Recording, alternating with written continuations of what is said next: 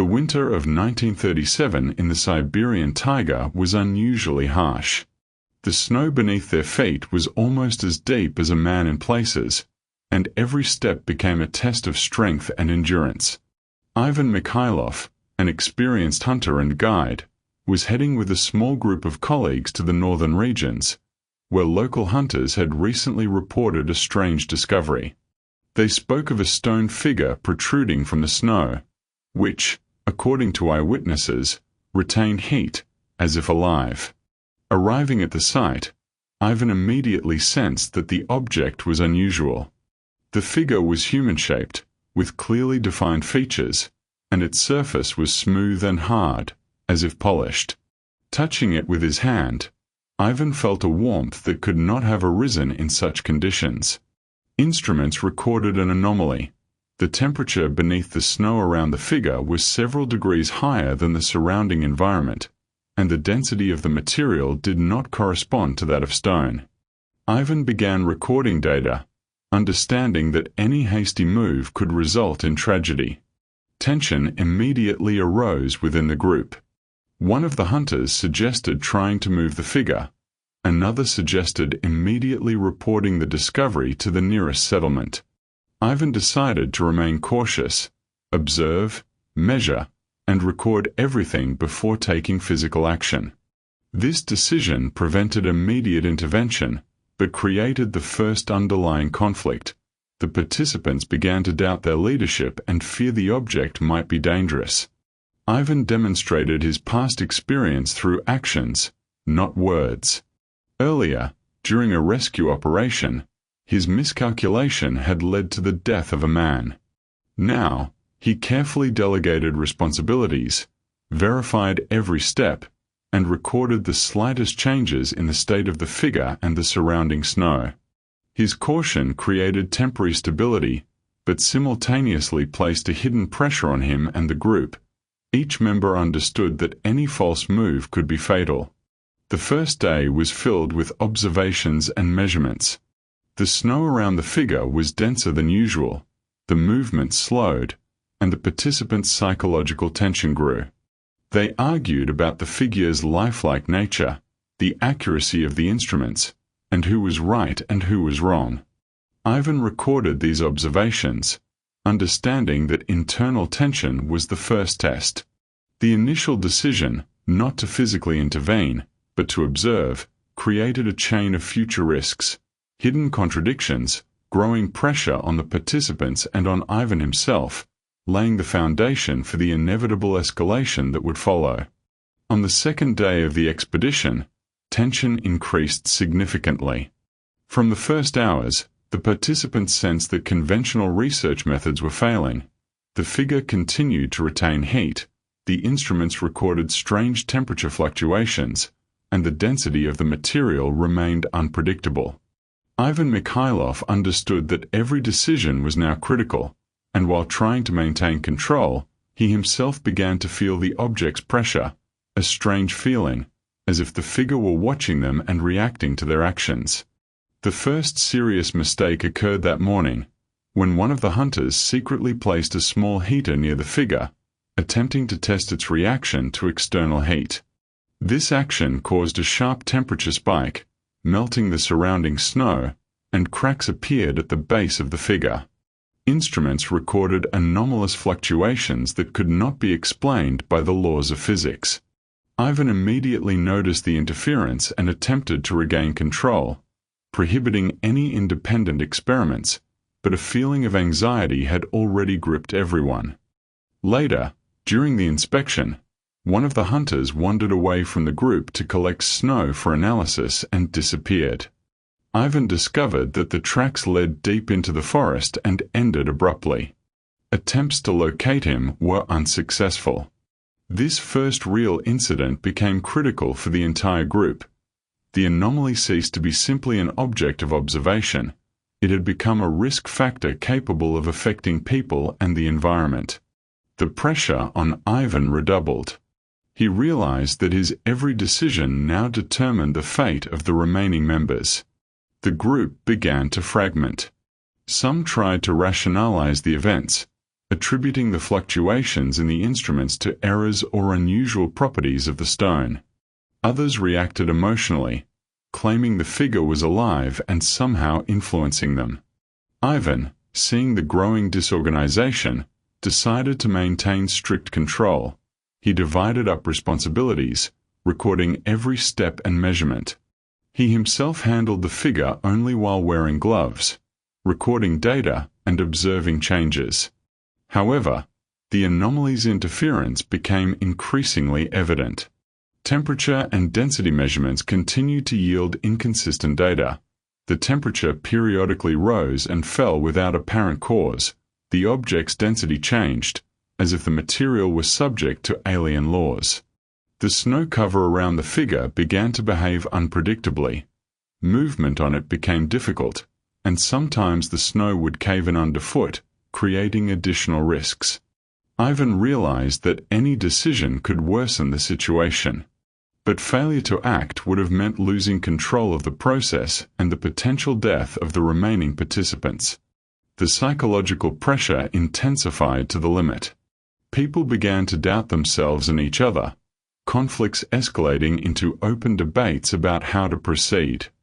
Ivan tried to maintain rationality, but he understood that the object did not obey the laws known to man.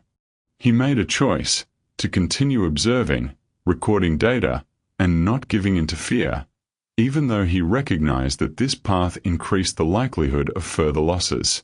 By the evening of the second day, it became clear that the anomaly had linked all participants. Actions, decisions, even thoughts. Everything affected the state of the figure and its surroundings. The first day had tempered the group. The second showed that the object was acting autonomously, disrupting familiar systems, and that any intervention only created new consequences. Ivan saw the growing chaos, understood the impossibility of predicting events, and realized that catastrophe was inevitable unless he could maintain at least some control. By the third day, the expedition had completely lost its cohesive structure. The group, which had acted harmoniously under Ivan's leadership just the day before, had now disintegrated into separate fragments. His orders were no longer perceived as binding.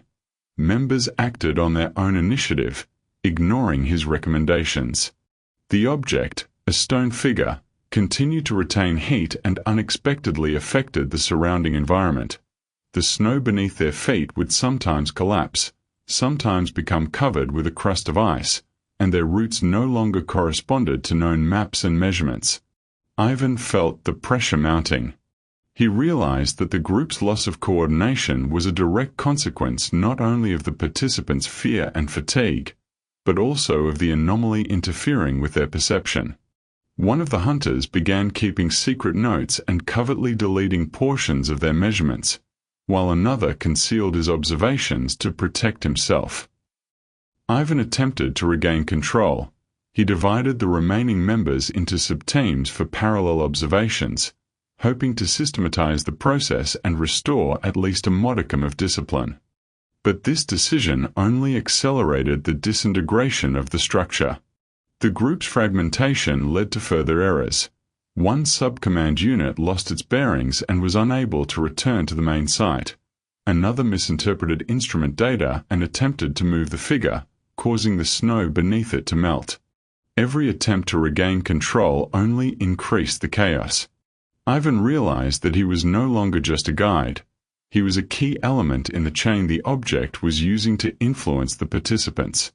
Archival records Ivan found among old hunting notes revealed that similar anomalies had been observed before, but the information had been destroyed or classified.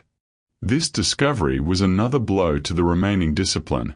The participants began to suspect that their expedition was merely part of an experiment, and that the anomaly had long been known and studied by someone else. Ivan understood that the interference of previous expeditions had predetermined their fate, but he could not retreat. The pressure of responsibility for the remaining expeditions intensified with every step.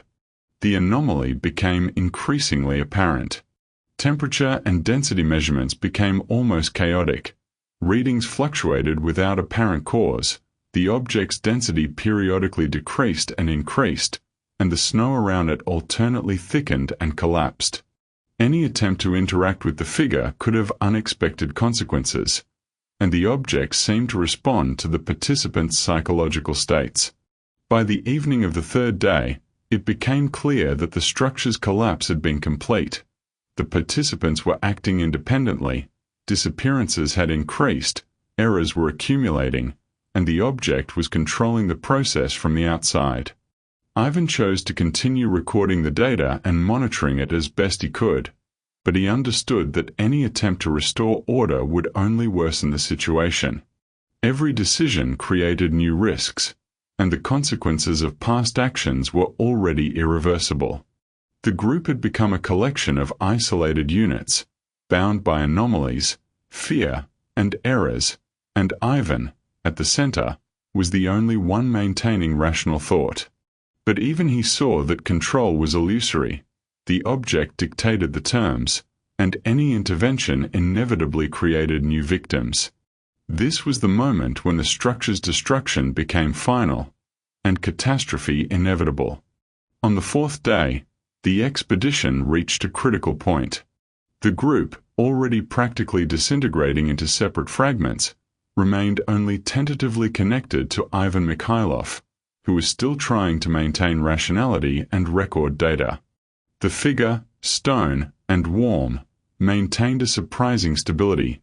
It did not move or collapse, despite the participants' attempts to interfere, but continued to influence the environment around it. The snow beneath their feet sometimes caved in, sometimes hardened, and the temperature around the figure changed without apparent cause. Ivan realized that the object was acting autonomously, and all the group's previous mistakes were merely preparation for this moment. He noticed that the instrument readings were now being. The object's density defied logic, but also physics. Its density fluctuated periodically, its temperature fluctuated, and its own senses were constantly distorted. Every step, every movement of its instruments or participants, everything seemed to be controlled by the figure. Ivan realized that his usual methods of exploration weren't working and that any new attempts at interaction would inevitably worsen the situation. At this point, the remaining members of the group tried to find explanations. Some believed the figure was alive, others that it was some kind of natural phenomenon, but no confirmation was found. The pressure on Ivan reached its peak. He understood that his role wasn't research, but recording data that would later be rewritten or hidden. All previous expeditions, which he learned about from archival records, had been conducted with the same goal: to document the anomaly without interfering or attempting to control it. Understanding the expedition's true purpose led to the first serious loss of moral control. The participants began blaming each other and Ivan. One of the remaining hunters attempted to move the figure himself, causing the snow around it to collapse sharply and disappear beneath the snowball with which the object seemed to interact. This moment signaled that any intervention was mortally dangerous. Ivan realized that he was required not to investigate, but to observe and document, otherwise further losses were inevitable. A direct encounter with the figure occurred when Ivan approached to measure its temperature and density. Touching it caused the sensation that the object's body was reacting to his presence. The instruments recorded fluctuations in temperature and density that could not be explained by known laws. Ivan realized that the object was not simply a physical phenomenon. It was autonomous, capable of influencing the environment and people, and was beyond control. At that moment, the true stakes became clear. He realized that the system that had dispatched the expedition had not counted on the survival of all participants. Archives confirmed that previous groups had disappeared or been classified without explanation. The object existed independently of humans and used them to record its presence. Any attempt to change its nature was impossible. The only chance was to survive and transmit the information, which would then be rewritten and classified. Ivan experienced an acute moral and psychological crisis. He couldn't prevent losses, couldn't control the object, couldn't save his colleagues. Any action could only worsen the situation, but passivity would mean the complete disappearance of the data. He realized that his role now was to be a carrier of information, to record everything that happened, and to survive so that the system could receive a report. By the end of the day, Ivan was almost alone. The remaining participants had either disappeared or lost their minds under the influence of the object and the pressure. The stone figure stood motionless, but its presence continued to influence the environment and the participants. Recognizing the truth about the expedition's purpose and the true nature of the object transformed Ivan from a guide and hunter into an observer, forced to act according to the rules of the system, not the laws of reason or morality. The consequences of the encounter were clear. Every human step was a tool for the object, any intervention risked life, and the true power of the anomaly lay in its autonomy. Ivan realized there could only be one survivor, and that his fate was tied to recording the data, not to attempting to alter the object or save his colleagues. With Ivan Mikhailov virtually alone, the expedition reached its logical conclusion. He left the research site with a heavy sense of responsibility.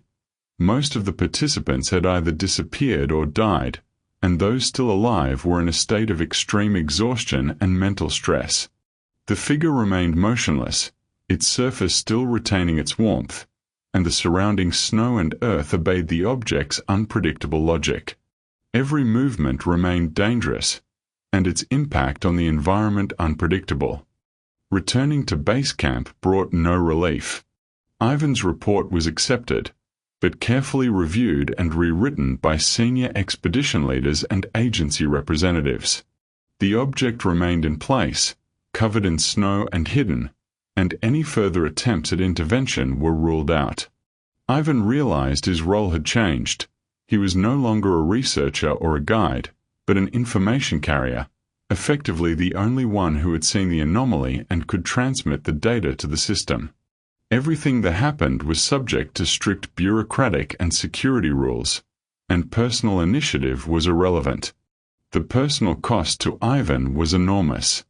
Physically, he survived, but mentally and emotionally, he was on edge.